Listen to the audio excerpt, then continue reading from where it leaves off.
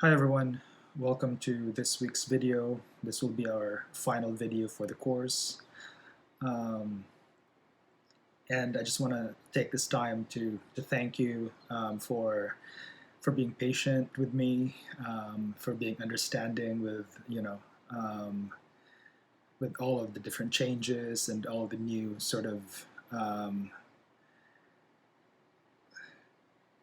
I guess we were kind of taking the course sort of we were doing changes as we went, right? Um, and so maybe that made it more difficult and hard to track at times, but I think we did it, and I think you guys did a really good job at sort of keeping on top of things and um, being understanding about all the changes that happened throughout and all the instabilities that happened throughout this course, right? And so I want to thank you for that. And so for this lecture, what I want to talk about is obviously you've heard about you probably heard about the protest that's going on right now, and the Black Lives Matter movement, right? And the current protest, right, in response to the George Floyd killing by a white policeman, right? And there's a lot of protests going on. So I guess in relation to the current protests, right, and Black Lives Matter movement, I guess this class has been, the literature that we've been looking at, right, and the way that I've been discussing them is in terms of race, right, and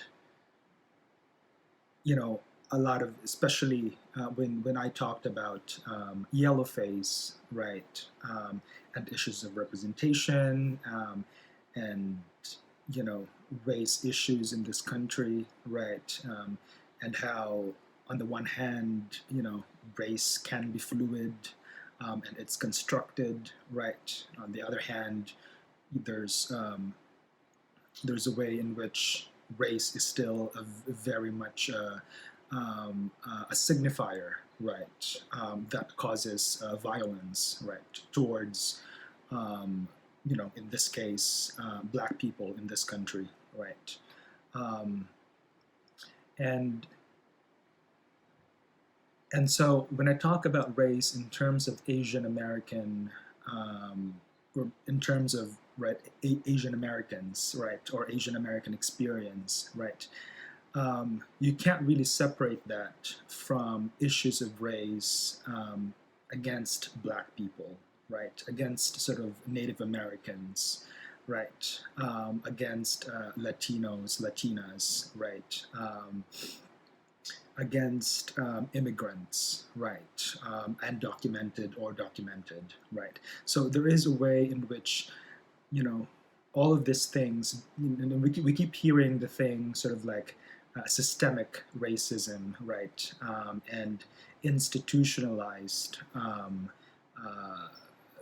racism and discrimination, right. And that means that, you know, at the level of the state, right, the institutions of the state um, function in a way, right, that because of the sort of like racist history of this country, right, through colonialism and slavery, right, the institutions that created this country, right, the police, um, the government, the Congress, right, corporations, so universities even, right, especially sort of um, old kind of private universities like the Ivy Leagues, right. These are all sort of part of a structure that that dates back, right, to um, or that is sort of like a product, right, of of the long history of colonial violence, right?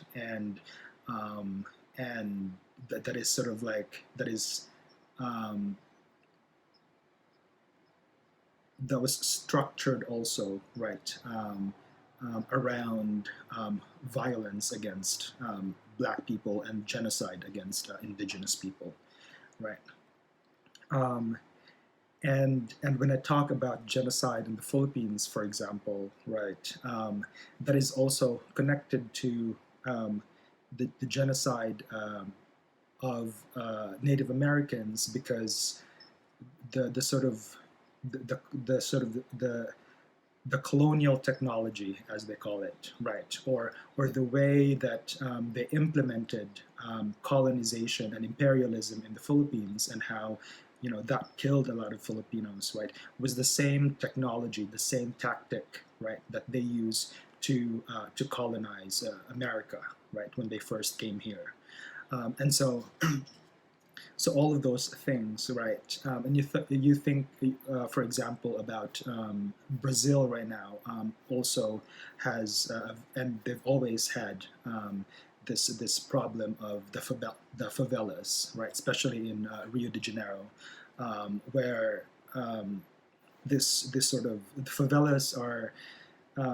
They're what would be called, like the ghettos, right? The ghetto kind of areas in Rio de Janeiro, the slums, right, which are pretty much sort of like run by drug dealers, right, and so these favelas in Brazil are also sort of controlled by the state in a militarized way, right, and so sometimes um, they they deploy the military into this sort of into the slums, into these favelas, right, and to control as a way of like an anti-drug war, right, to control drug dealers, to control drug lords, right, but in the process of the military going into the favelas, right, obviously uh, innocent people who are living in these areas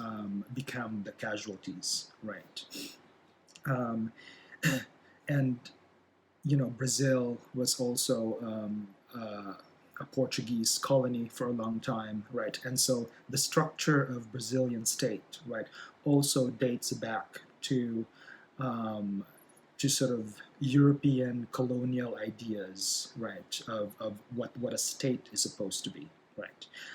The same with America, right. The colonizers that came to America, who killed a lot of indigenous people, right, were also Europeans, right, and so there is a connection to how colonial violence against certain races, right, which is uh, Africans or Asians or any black or brown sort of non-white ethnic groups, right, um, have been sort of a subject to, right, and and so I'm saying all these things, right, because when we talk about race in terms of the Asian American experience, you really can't think about the Asian American experience um, without relating that to, you know, the the black experience, right? Which is not to say that Asian Americans experience the same violence, right? Or one experiences more violence than the other, or vice versa, or right. There are very distinct ways that these experiences manifest and the violence manifest, right? Sometimes it's overt violence, sometimes it's what they would call slow violence, right?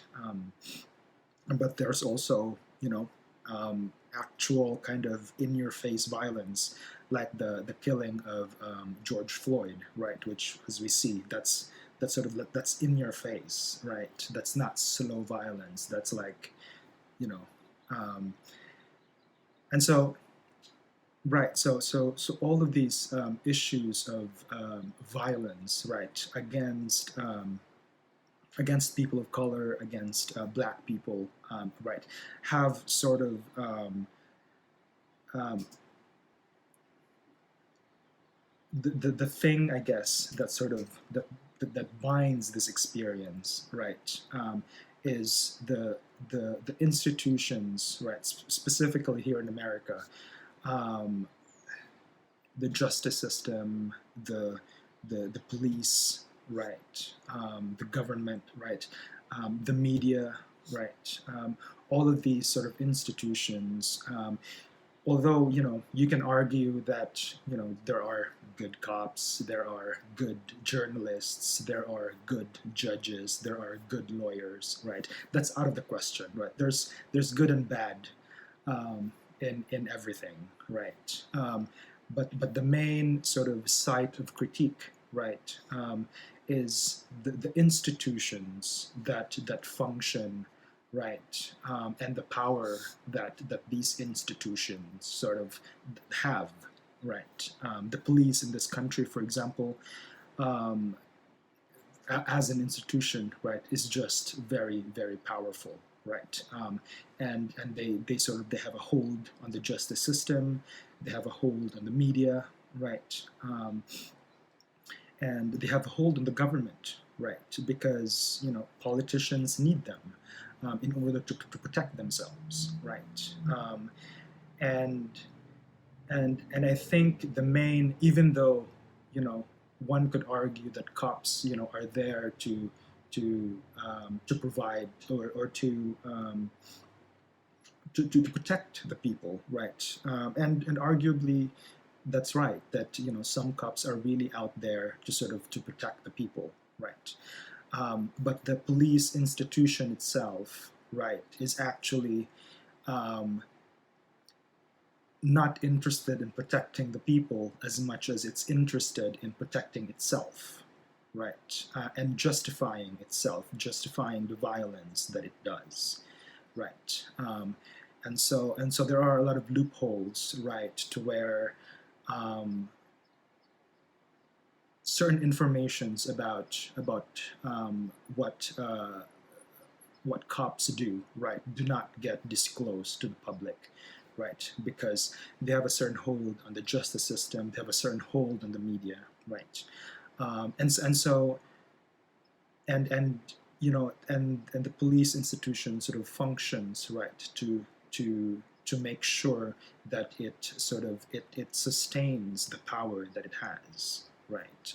And even though some people, some cops are not for that, right, they don't really have a choice because the sort of the structure of the institution is too big and too powerful, right.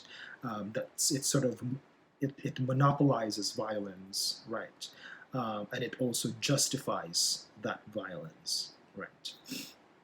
Um, and so you hear a lot about this, sort of false equivalency, as they call it, right, between the violence of the protesters and the violence of the cops, right? Like that somehow they are the same, right? That we should condemn the violence of the protesters, and then as much as we condemn the violence of the cops, right?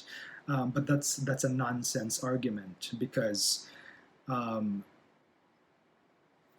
the violence, right, is precisely the product of how uncontrollable and how violent, right, the police institution has gotten, right, and to sort of to and it's not to say that in any ways violence in any way is good, right, but to sort of compare them side by side is just um, it's just not nonsensical, right? Because if you think about the actual power and the history of the police, right? It's it's definitely out of control, right? And so I guess in solidarity, right? Um, in solidarity of the Black Lives Matter movement, right? I've I've decided to cancel, right, our final exam, right. So don't worry about the final exam. I'll just consider that as, um, you know, UCR is a majority um,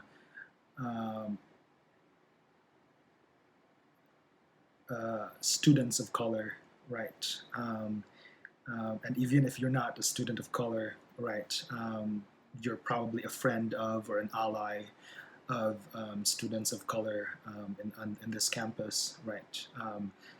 And sometimes sort of like the best or one of one of the um, I think protesting and going out the streets, that's good, right? But I think um, being kind and being sort of um, educating yourself, right, about issues of race, and being sensitive um, to to your friends or colleagues of color, right? Every day, right? To being friends with them and supporting them on a sort of like a on a daily basis, right? Not just when someone gets killed, right? Um, that can be right a way of solidarity and protest, right? Just caring, right, on a daily basis, and and so for that, right? I know you all have. There's a lot going on right now. There's the pandemic, right?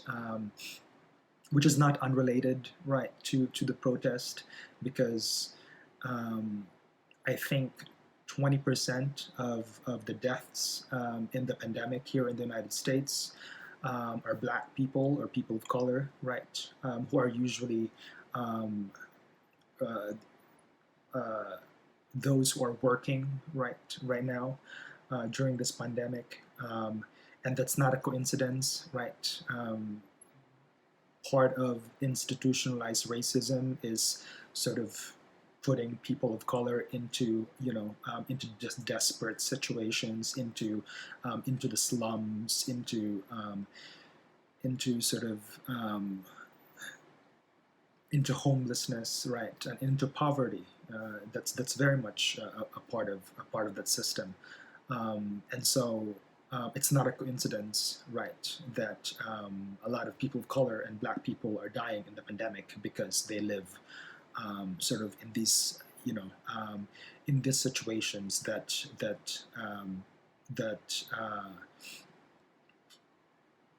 sort of, the capitalist, right, economy has sort of shoved them into, um, and right. So there's the pandemic, and there's this protest, which whatever you're doing, even if you're just reading about and educating yourself, about these issues, if you're not familiar with them, right, that's an act of protest, right? Calling out your Black friend, and um, sort of. Uh, Extending solidarity, right? These are all acts of protest. Like, protest does not only sort of manifest in one way, right? And yeah, and there's the final exam next week, right? And so all of that happening, I felt like there's just too much going on, and so as an act of care, right, to you all, I'm just canceling the final exam, so don't worry about that. And I'm also giving you a second option for the final essay, right? So you can still write about, and I will I will talk about that now, about the prompt. Okay, so you can still, if especially if you've done some work already on essay 3, right?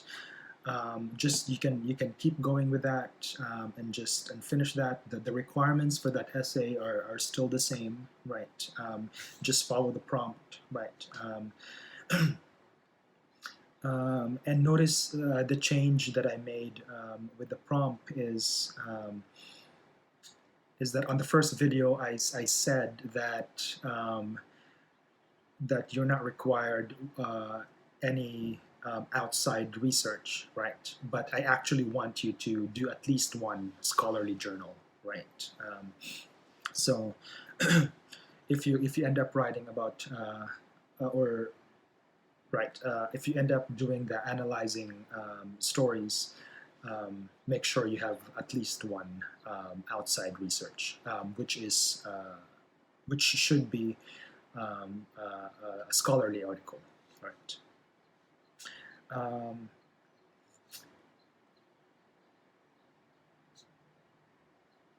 okay, so let's just go through the prompt, right? So write a 1,200-word essay analyzing Miss Saigon or Yellowface or any literary text of your choice, right?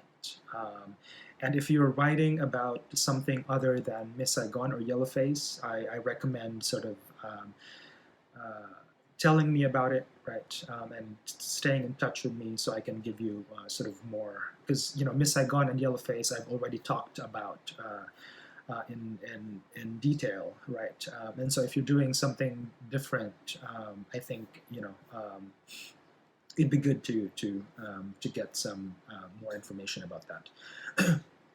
So you will practice arguing a position, right, by presenting your interpretation of the story after closely reading, telling details, right? So you will be performing close reading, right? And I talked about close reading in the last lecture. So if you're writing about essay 3, make sure you watch the week 9 video.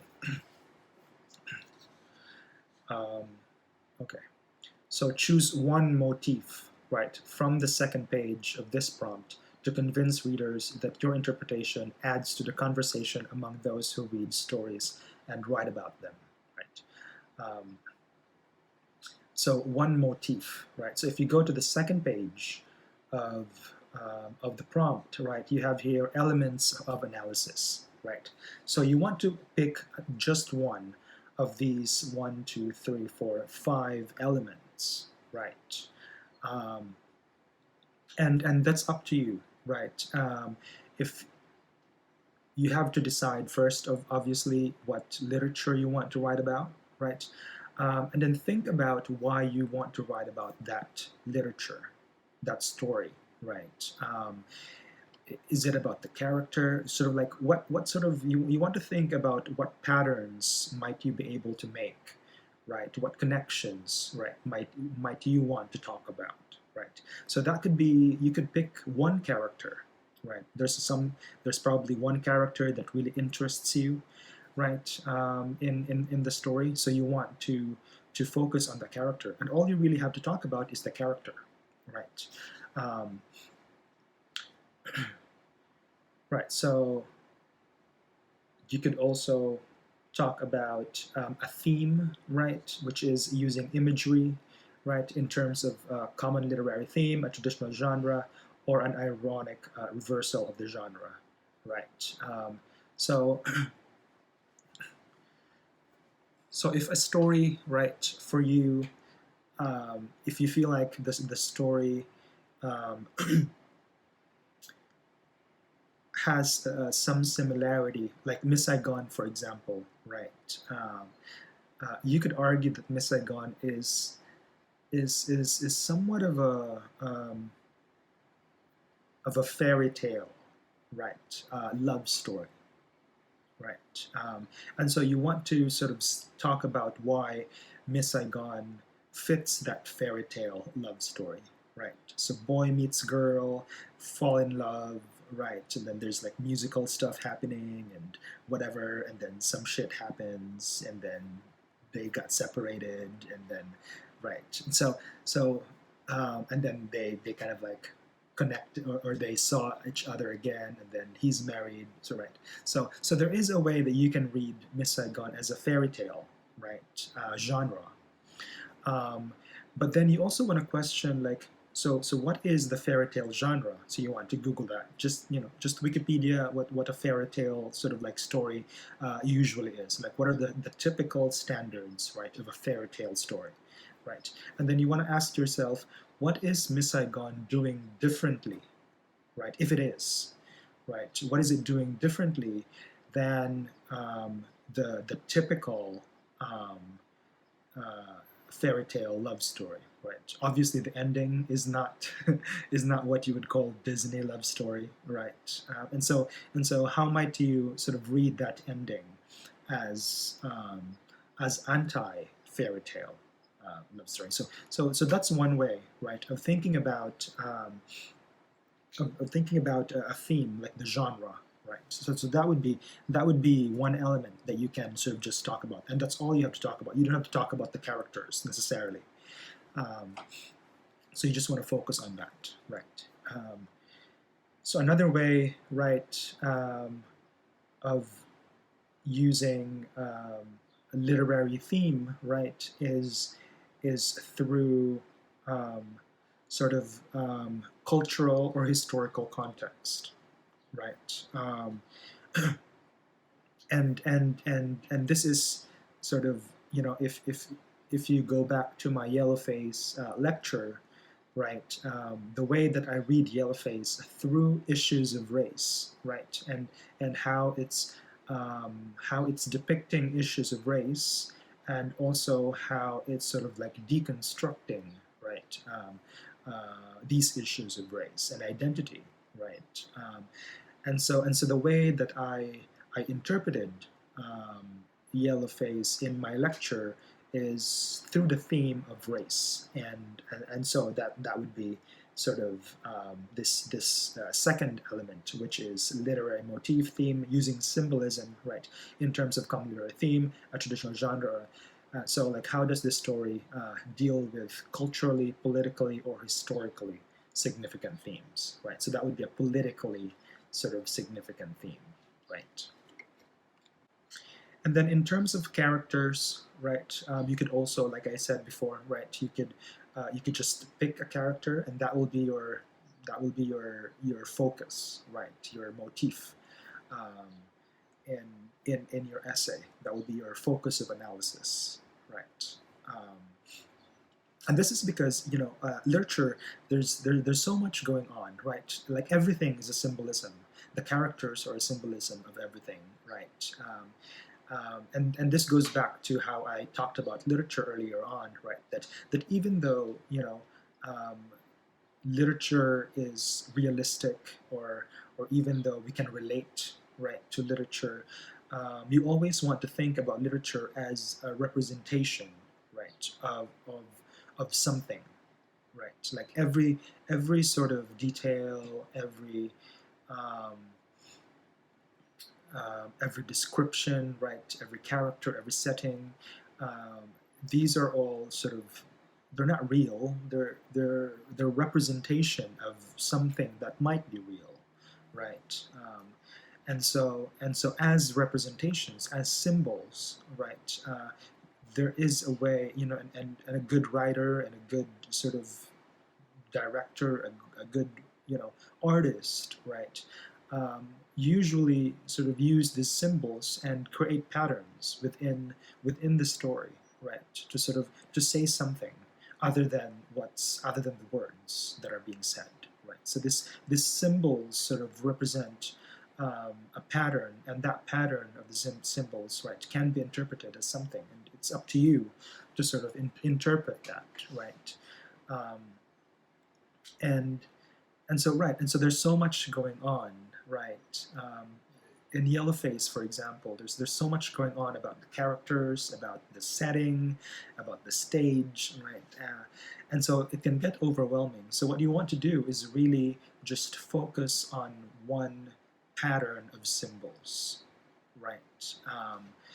And and for Yellowface, for example, right, if you want to focus on the character, right, focus only on one character, right? If you want to focus on Marcus G, what is the point of having Marcus G, right, in that story, right? How does he act as a deconstructor of race, for example, right? Or you can focus on David's dad, right? And I think David's dad is a very interesting character in that play, because he has a sort of, there's a trajectory, right? There's a flow um, on his character, right? What you would call a character development, right? And so, although I don't even want to call, I don't like the idea of development, right? Because it seems to suggest that he wasn't developed yet, in the beginning, and then he realizes, and then he's a better person. No, like I feel like, um, anyway, that's a whole nother story, right? But if you think about David's dad, right, and how he sort of, in the beginning, how he romanticized the idea um, of Miss Saigon, or of Kim, right, from Miss Saigon, and how he romanticized, um, coming to America, and all the opportunities and all the promises and freedom that it offers, blah blah blah, right, and then realizes towards the end that no matter how hard you work, how hard, right, no matter how hard you work, no matter you know how you follow the rules, you could still get fucked over, right, by by the by America, by the institutions, right? In his case, um, also by the police, the federal, the FBI, right? And right, so and then towards the end, right before he died, right, he said something interesting, and I forget it now, but he said something interesting. You might call that a realization, right? Um, so yeah, so if you want to focus on David's dad, for example, you can just follow everything that he was doing, he was saying, right, and then you want to interpret that and make connections, right? And let's see. So point of view, right? Um, and so for the element of point of view, you want to go back to the sample essay that I talked about last week, right? Not last week, last week, um, about William Carlos Williams' short story, right? And remember how that essay was talking about the narrator, right? Um, and how the narrator, even though the narrator is the same person as the doctor, right? Um, the essay suggested that the narrator is actually, um, has a different mind, right, as the doctor, right? In that the narrator is intentionally telling his story, right, of um, of abuse, right, and violence towards his patients, right, in order to warn the readers, right, um, and so that essay, right, is suggesting that there are two minds, right, into this one person, which is the narrator and then the character, right? That there are actually two different minds, even though they're the same people. Um, they have two different minds, and they operate sort of differently, right? Um, and that would be the point of view. So that essay is an example of how it's using point of view, right, as a way to read uh, the the short story, right? Um, and then setting, right? So setting is just pretty much the location, the set, right, of the play, um, and remember how I close read the opening scene, right, of this of the still picture of the stage with the equipments, right. So that was my way of focusing on the setting, right. So you can talk about the stage, right, and what is, we always sort of, like, in many scenes, right, in that play, the stage, right, is a very big part, and it's not just like the camera is looking at the stage, right. The camera actually, like, looks at both the audience and the stage in many scenes, right. There's the audition scene, right. The audition for, the audition that David sort of performed, right. And then there's also that interview scene um, between David and Marcus G and the Asian American students, right? So we get a view of the audience and the stage almost equally, right? Instead of just a focus on the stage, right? And so, as I mentioned before, that's what you call breaking the fourth wall, right? And so, you can focus on that, and that will be, focusing on the setting, right. um, and so you want to figure these things out, right, before writing your paper, right, because that will guide you, and that will kind of make you focus on one thing as opposed to going crazy about, like, how am I going to talk about this, right. So you have one agenda is to talk about either setting, either character, you know narrative, narrator, whatever. Right. So that's what I mean, and I suggest, I included here. This is towards the end of chapter 10, right? Where it's sort of like breaking down what these elements are, right? And I included it in the notes, right? But also go to the last part of the chapter is usually sort of like telling you pretty much like how to construct the essay, right. So it's very useful, and it's asking you sort of like what questions should you ask, right. If you choose character, as your motif, um, it's also kind of like there are suggestions here of like what questions, right, should you be asking and answering, right, in your paper. So go through that, whatever you choose, whatever element you choose. Um,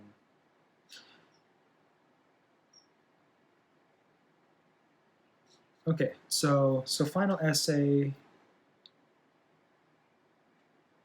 right? That's due June 11th. That's next week, Thursday, right? Um, and try to get it in by Thursday. Um, and I think, if you really need extension, the latest that I might be able to give you is Saturday night, right? Because our grades are due Monday, which means I have to grade at least, Sunday. Um, and so, right, that I think Saturday might be the latest that, if you really need it, the extension. Right. So just keep in touch with me as you write this paper. Right. So I think that's it for essay 3. And obviously, I could still meet with you through Zoom if you need a hand, if you need if you need help writing this paper. Right. Right. So as I mentioned, right, there is no final exam anymore for this class. For that 15%, everyone will get an A, right? And so nothing to worry about that anymore.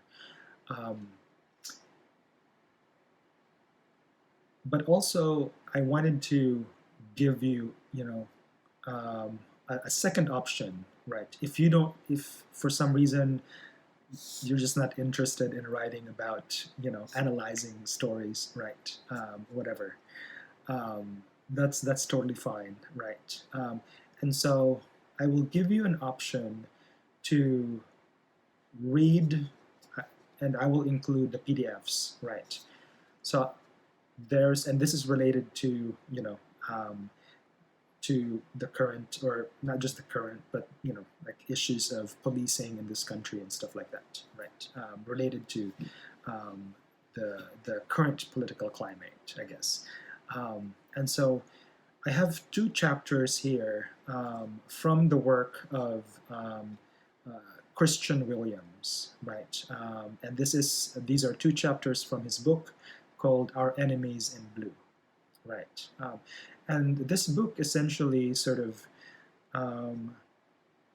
it historicizes, right, the sort of the institution, right, of the police, right, in this country, right. And it's sort of it talks about how the police institution came about, what are sort of what's its history, right, and why is it connected um, to violence, right, against black people and people of color, right. And so he's tracing that history and that connection to race and the police, right. And I think it's a very, very useful way to understand, right, just the scope of the power, right, of the police, right, and how it functions, right. If you ask me, like, I have no faith in the police, right. I think um, we are better without it, right? And maybe that's um, we have to come up with something different, right? And we all have to accept the fact, right, that um, part of why we think we need the police, right, is that it has also been embedded in us to think that we need the police, right? Because um, that's part of how they function. If they can convince us that we need them, then that gives them the power, right, to do whatever the fuck they want, right? Um, and and so right, and so by and we've sort of internalized that, right, because we feel like someone's always out to get us, blah blah blah, and maybe that's true, but um, I don't think I feel like we don't need the police does not need, you know, maybe we need some kind of policing, but like I don't think we need this. We need the police to be this powerful, right, in order to protect the people, right? And we need a police system that actually protects the people, right, um, and not just out to protect properties, right, and rich people, right, and those in power, right, and to protect themselves, right, and to protect their authority, to protect um, their power, right. So I guess, right, what we need is a maybe just a less powerful and more accountable sort of system of policing, right? If we want some kind of system, maybe there are alternatives to policing, right? But anyway, so Christian Williams sort of breaks that down for us, right? So um, so I'm giving you two chapters here, right? But you don't have to read both, right? Just pick either one or either chapter one or chapter two, right? And what you'll want to do is write a summary, right? And it's going to be a 700 to 800 word um, summary of one chapter from Williams' book, right? Um, and so here you don't really have to argue for anything, right? You don't have to sort of analyze necessarily anything, right?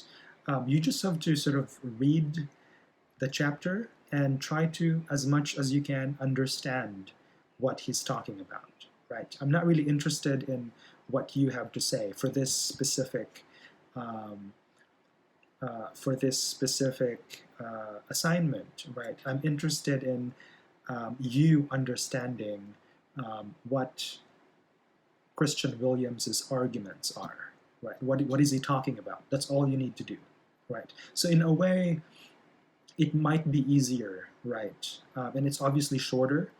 It's 700 to 900 words as opposed to the 1200 word essay, right? It's shorter, but you know, this is like 25 pages, right, per chapter, right? And it's dense, and it's not it's not an easy thing to read, right? It's not easy for me even. The first time I read this 2 years ago, I was new in grad school, and I was still having a hard time. Like, what the hell is he talking about? Like, what does this mean, right? I have a better understanding of it now, but yeah, it's even for grad students sometimes it's not the easiest thing to read, right? So you have to spend time, read it slowly, make notes as you go. I usually just every page I will have kind of like a short summary, 2 to 3 sentences summarizing each page, right, or something like that, just to kind of like remind you later on when you write your summary, right? So read one chapter and then write a summary um, of 700 to 900 words, right? And the summary has to be MLA format, right? So the same format as your essay, right? So double spaced, Times New Roman, 12 font, right?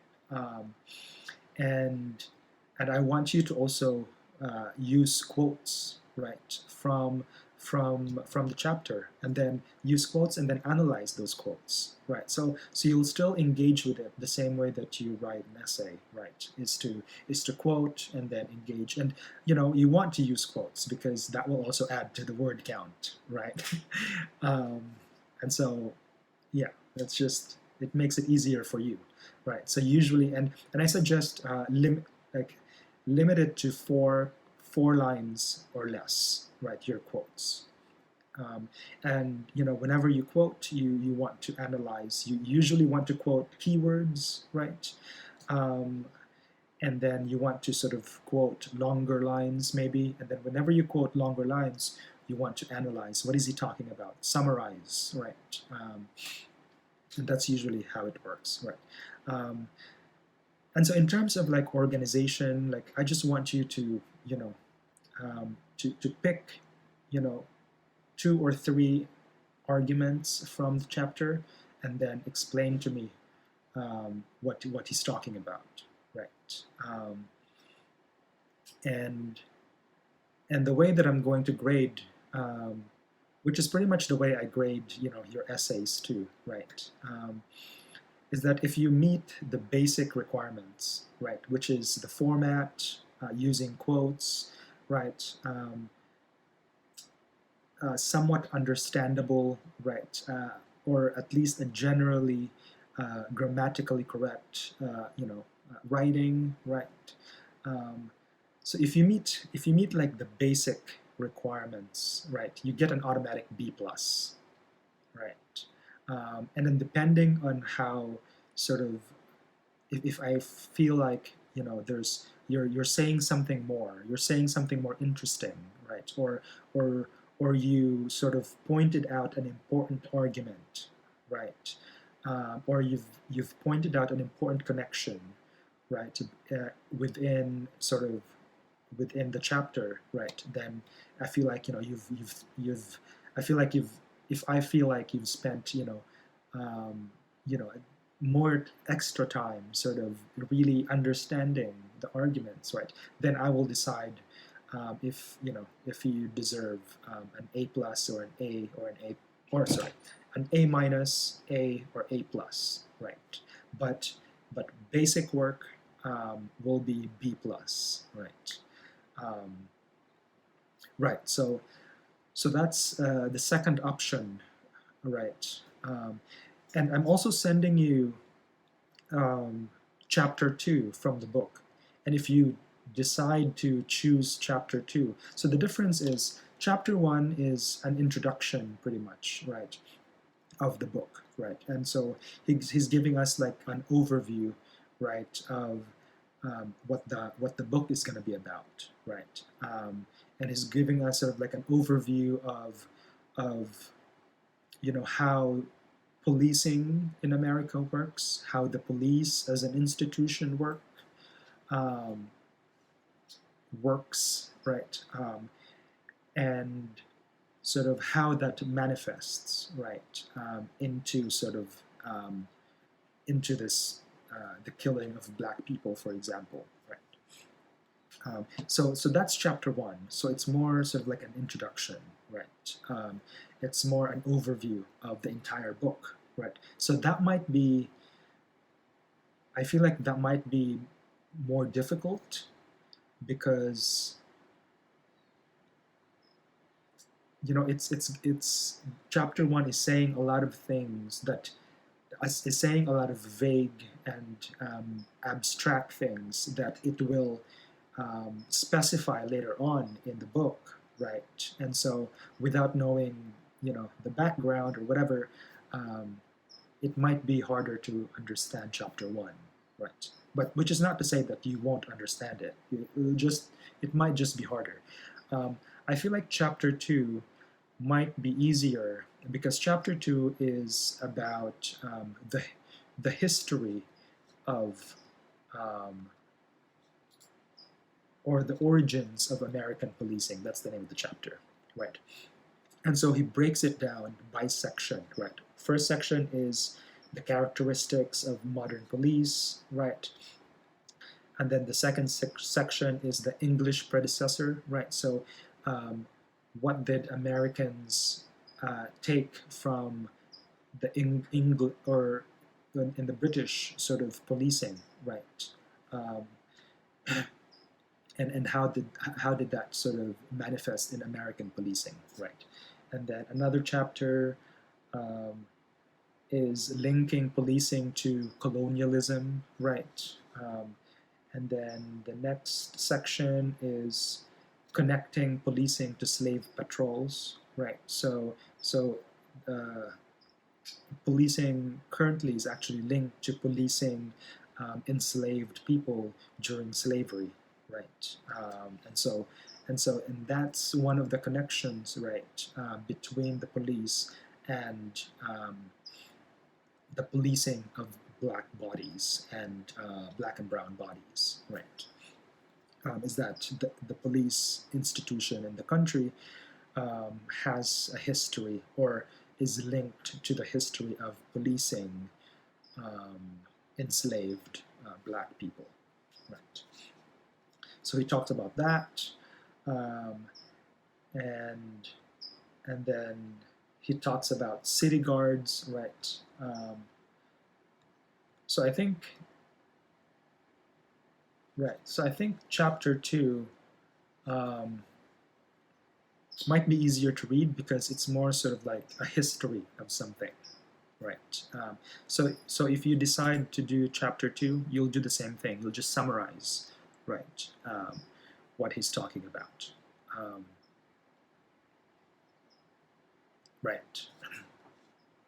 And so obviously, I won't expect you to write everything, to point out every single argument because you can't. It's a short, 3 to 4 page or 2 to 3 page summary, right? Um, and so you just want to focus on sort of 2 or 3 arguments, right, and then explain what these arguments are, right? Right. And so if you decide to do option 2, right, which is to do a summary, um, when you're reading, I recommend, like I said before, right, making notes as you read, right, but also pay attention to the first couple of sentences of the paragraph and then the last sentence of the paragraph, right, or the first section of or the first paragraph, because Williams, he writes very short paragraphs, right? Which is good because it makes it easier to read, I think. Um, but on the other hand, it's hard to find, right, where the key sort of sentences are, right? Because usually, in a long paragraph, like the first sentence of a long paragraph would be kind of like an introduction to the paragraph, and then the last sentence would be a summary to the. So if you read like the first and then the last, or if you focus on them, then you will get a sense of what the arguments are. And so each section, you usually want to focus on the first kind of few sentences and then the last few sentences, because that's usually when he's summarizing his arguments, right? Obviously you have to read the entire thing, but then I'm saying focus on um, sort of the framing sentences, right? And then also focus on especially like the last paragraph of each chapter, or the last section of each chapter, um, the last paragraph of each section. I'm sorry, I'm confused. Um, right, and then the last sort of paragraph of each chapter. Um, it yeah, like the last paragraph usually it's a summary of the arguments. So that's when you really, after you read everything, you want to focus on what the last paragraph or paragraphs are saying, because that usually summarizes the arguments, right? So those are just kind of some suggestions, right? So like I said, right, whichever as final project you're doing, whether it's essay 3, which is analyzing stories, or um, the second option, which is summarizing these one of these chapters, right? If you need help, just let me know. I'm happy to meet you through Zoom, right? And yeah, I think that's it. So I just want to repeat: final exam is canceled. You'll all get an A,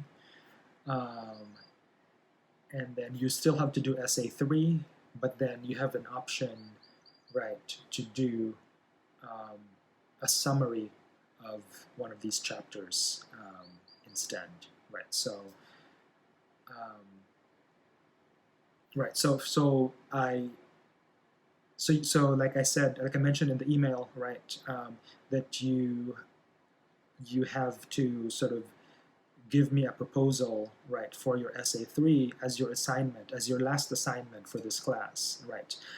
And if you haven't done that already, um, just send me an email of what you've decided to do, right? And just an email, um, and that will count, right, as assignment for as your last assignment, and you'll get the credit for it, right? So if you decide to do the second option, just tell me, oh, I want to do the second option, and I want to summarize chapter 1 or chapter 2 or whatever, right? So just email me and let me know what you're doing, and that will count as your final assignment, right? Um, and so I think that's it. I hope this was helpful, and I'm sorry about like all the changes. I hope I kind of made your lives a little easier doing this. If not, let me know. um, and also, right, uh, the course evaluations is open now until Friday, I think. And um, try to you can give your feedback about the course, about me, in course evaluations, and we really appreciate those feedbacks. And you know, on the one hand, those feedbacks are used to sort of judge us, how good or bad we are um, as instructors, right? Which is kind of a very superficial understanding of, because it doesn't really account for the interaction, right, that we have with the students. Although, this online thing is a different kind of interaction. Um, but also, right, it's also helpful to hear feedbacks, whether they're positive or negative or critical, right? It's just good to know so we can, improve. And so yeah, so if you have the time to write or participate in the evaluation, go to iLearn and go to iEval, um, and do the evaluation. Right.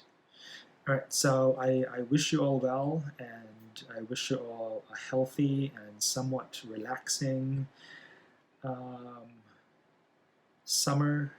Um, I'm actually teaching a 1C class in the summer in the first section, but my class is full, and so I'll be teaching Filipino American short stories for that class. But the class is full, so if I know I have a lot of Filipino American students in this class, and I was going to and I didn't know about this class until 2 weeks ago because it was like a last minute thing, right? And I just got kind of shoved into it, and I was like, okay, I'll take the money.